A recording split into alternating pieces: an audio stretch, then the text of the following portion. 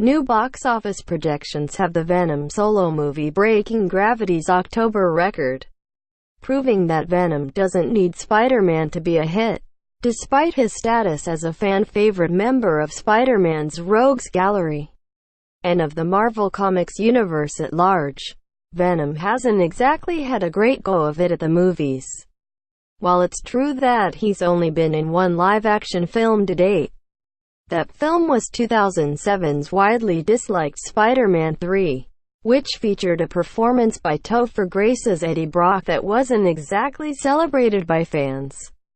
Next month, Sony has the opportunity to correct that mistake via its Venom solo movie starring Tom Hardy as Eddie Brock. While some fans still have misgivings about a Venom origin story that was altered to exclude Spider-Man's involvement, the recent trailers and marketing have impressed a lot of people and helped Sony get the hype train rolling for their attempt at kicking off a cinematic universe about Spider-Man-related characters who aren't themselves Spider-Man.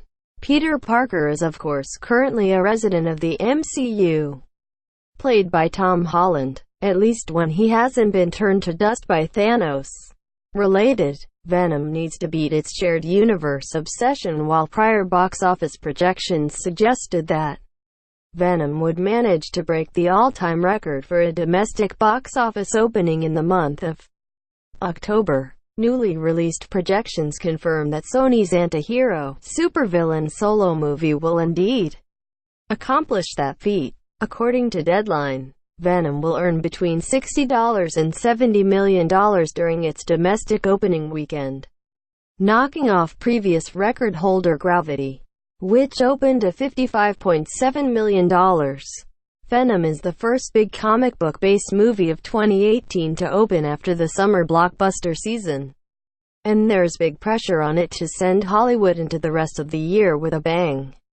It's important to note though that Venom's projections might dip a bit depending on how reviews turn out.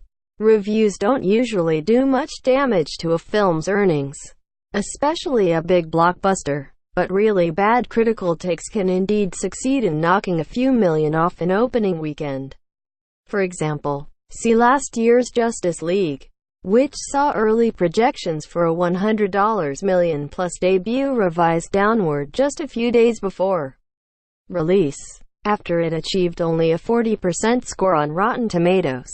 With Venom looking to become one with the box office, it'll be interesting to see how it stacks up to the eventual totals of the other two major comic book-based releases still to come in 2018.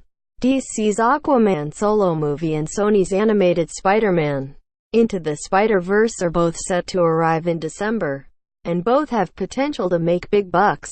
Sony likely wouldn't care if Spider-Verse outperformed Venom, as either way, the profits go in their pocket. However, the studio might be put off if Aquaman makes too big a splash, especially after all the recent turmoil surrounding the DCEU. For now though, Venom can feel free to sit back and enjoy his coming time on top.